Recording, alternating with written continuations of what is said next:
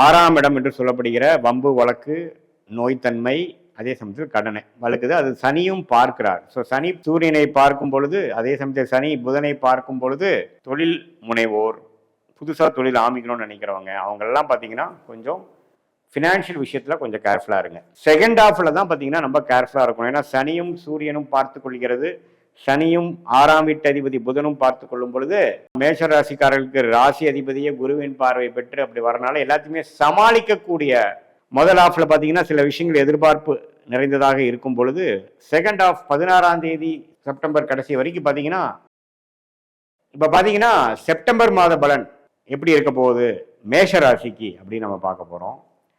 இப்போ செப்டம்பர் 2025 பிறக்கும் பொழுதே பார்த்தீங்கன்னா மாத கிரகங்கள் எப்படி இருக்குது, ஆண்டு கிரகங்கள் எப்படி இருக்குன்னு பார்க்கும் பொழுது ஆண்டு கிரகங்கள் ஆகிய குரு மிதுனத்தில் இருக்கிறார், மேஷ ராசிக்கு 3ஆம் இடத்தில் இருக்கிறார். சனி வந்து 7 நாட் சனி என்று சொல்லப்படுகிற விரயசனி, அதாவது 7 நாட் சனிலேயே முதல் பீரியட் என்று சொல்லப்படுகிற விரயசனியில் 12ஆம் இடத்துல மேஷராசிக்கு சனி இருக்கிறார்.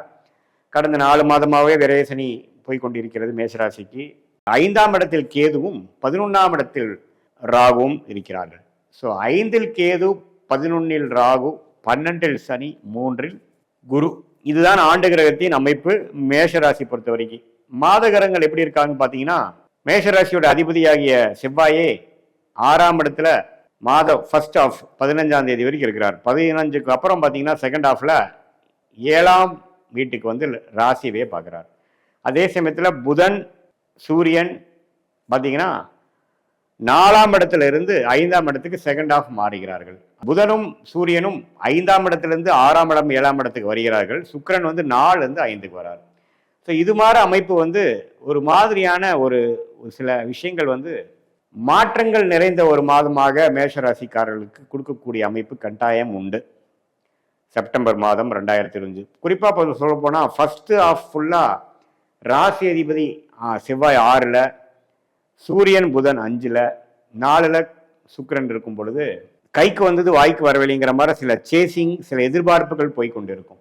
செகண்ட் ஹாஃப்ல பார்த்தீங்கன்னா செவ்வாய் 7ஆம் இடத்துக்கு வந்து ராசியை பார்க்கும் பொழுது கொஞ்சம் மனைவி கணவர், கணவர் மனைவி, குடும்பம், நண்பர்கள், பங்குதாரர் அதுக்குள்ள கொஞ்சம் அக்கறையாக உறவுகளை பேணிக்க கொஞ்சம் கவனம் தேவைப்படுகிறது. அதே சமயத்தில் சூரியன் புதன் வந்து 6க்கு வராங்க. ஸோ அப்படிங்கிறப்ப ருணச்சத்ரு பாவாதிபதி வளர்றார். ஸோ செகண்ட் ஹாஃப்ல வந்து நம்ம கேர்ஃபுல்லாக இருக்க வேண்டிய அமைப்பு மேஷராசிக்கு இருக்கு. முதல் ஹாஃப்ல பார்த்தீங்கன்னா சில விஷயங்கள் எதிர்பார்ப்பு நிறைந்ததாக இருக்கும் பொழுது செகண்ட் ஹாஃப் 16ஆம் தேதி செப்டம்பர்லேருந்து செப்டம்பர் கடைசி வரைக்கும் பார்த்தீங்கன்னா செவ்வாய் 7ஆம் இடத்துல, 6ஆம் இடத்துல புதன் சூரியன், 5ல் பார்த்தீங்கன்னா சுக்கிரன், இது மாதிரி அமைப்பு இருக்கும் பொழுது கண்டிப்பாக வந்து கொஞ்சம் கேர்ஃபுல்லாக நம்ம டீல் பண்ண வேண்டியிருக்கு. உடம்பு உபாதைகள் வரக்கூடிய அமைப்புகள், மாணவர்கள் பார்த்தீங்கன்னா ஓரளவுக்கு படிக்கக்கூடிய அமைப்புகள் இருக்கு. ஏன்னா புதன் வந்து வழுக்குது. புதன் எப்பவுமே வழுக்கும் பொழுது படிக்கக்கூடிய அமைப்புகளில் கொஞ்சம் நல்லாவே ஒரு இம்ப்ரூவ்மெண்ட் இருக்கும். அதே சமயத்தில் வேலையில் இருக்கிறவங்களுக்கு நல்ல டெவலப்மெண்ட் இருக்கும். பட் இதில் என்ன ஒரு விஷயம்னா தொழில் செய்யக்கூடியவங்கள், தொழில் முனைவோர்கள்லாம் பார்த்தீங்கன்னா கொஞ்சம் கடன் படக்கூடிய அமைப்புகளும் தென்படுகிறது. ஸோ கடனை வந்து கொஞ்சம் குறைச்சிக்கணும், சுப கடனாக போகணும். ஒரு அபிவிருத்தி பண்ணுறோம், எக்ஸ்பேண்ட் பண்ணுறோம் அப்படின்ட்டு அதிகமாக நான் ஒரு ரிஸ்க் எடுக்கக்கூடாது. அது மாதிரி ஒரு அமைப்பு வந்து செகண்ட் ஹாஃப் ஆஃப் செப்டம்பரில் நல்லாவே உங்களுக்கு காட்டுது. ஸோ அப்படி இருக்கும் பொழுது என்னதான் குரு 3ஆம் இடத்திலிருந்து 7ஆம் வீட்டை பார்த்தாலும் ராசி அதிபதியை பார்க்கும் பொழுது சில பங்குதாரர் விஷயங்கள், கான்ட்ராக்ட்ஸ், புதிய அசோசியேஷன் அதுலெல்லாம் கொஞ்சம் ஒரு மாதிரியான பிரச்சனைகள் வந்து அதுக்கப்புறம் தீர்ந்து நல்ல ஒரு அமைப்பு கொடுக்கும்.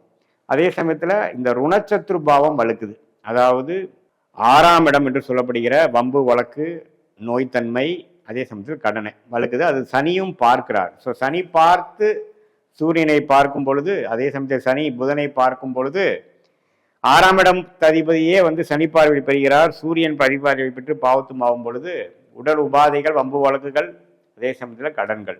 அது வந்து செகண்ட் ஹாஃப் ஆஃப் செப்டம்பர் வந்து தொழிலதிபர்களுக்கு அதிகமாக கொடுக்கக்கூடிய அமைப்புகள் உண்டு. அதனால இன்வெஸ்ட்மெண்ட் லைனில் இருக்கிறவங்க, தொழில் முனைவோர், புதுசாக தொழில் ஆரம்பிக்கணும்னு நினைக்கிறவங்க அவங்கெல்லாம் பார்த்தீங்கன்னா கொஞ்சம் ஃபினான்ஷியல் விஷயத்தில் கொஞ்சம் கேர்ஃபுல்லாக இருங்க.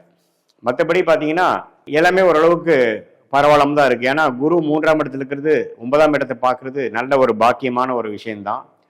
பாகிஸ்தானம் வலுப்பெறுகிறது. பட் என்னதான் இருந்தாலும் 2025 ஏப்ரல் மாதத்திலிருந்தே சனி 12ஆம் இடத்துலேருந்து 7.5 நாள் சனி ஸ்டார்ட் ஆகிறதுனால விரயங்களுக்கு குறைவே இல்லை. விரயங்கள் அதிகமாக இருக்கும், செலவுகள் அதிகமாக இருக்கும். குடும்பத்துக்காக, குழந்தைகளுக்காக, படிப்புக்காக, அவங்களுடைய சுப விஷயங்களுக்காக நிறைய செலவுகள் இருக்கும்.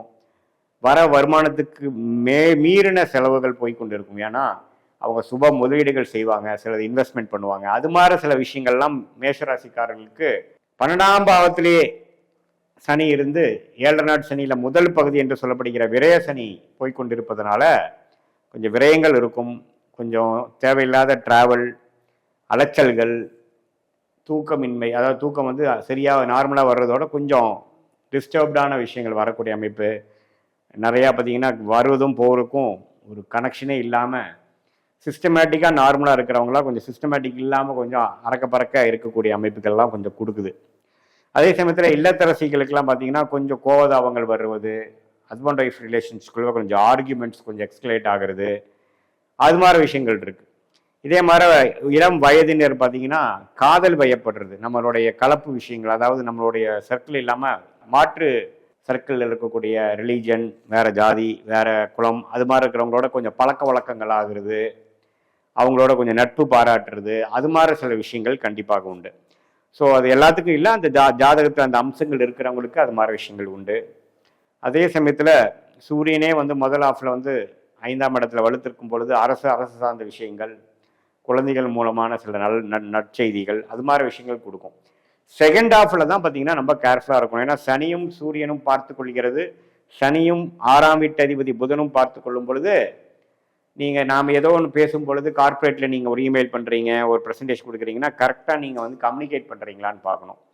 அதே சமயத்தில் ஒரு பொலிட்டிக்கலி மோட்டிவேட்டடான ஒரு விஷயத்தில் போய் நாம் மாட்டிக்கிறது, தேவையில்லாமல் வந்து ஸ்கேம் ஆகிக்கிறது, யாருக்கோ போய் நம்ம ஜாமீன் மாற நம்ம போய் பண்ணும் பொழுது நமக்கு பிரச்சனை வந்து பெருசாக ஆயிடுறது, அது மாதிரி விஷயங்கள்லாம் இருக்குது. So second half of September பார்த்தீங்கன்னா குறிப்பாக 3rd and 4th week of September 2025 வந்து மேஷராசிக்காரர்கள் கொஞ்சம் வம்பு வழக்குகள், கடன் விஷயங்கள், வேலையில் இருக்கக்கூடிய தன்மை, உடம்பு உபாதைகள், இது எல்லாத்தையுமே கொஞ்சம் கேர்ஃபுல்லாக பார்த்துக்கணும்.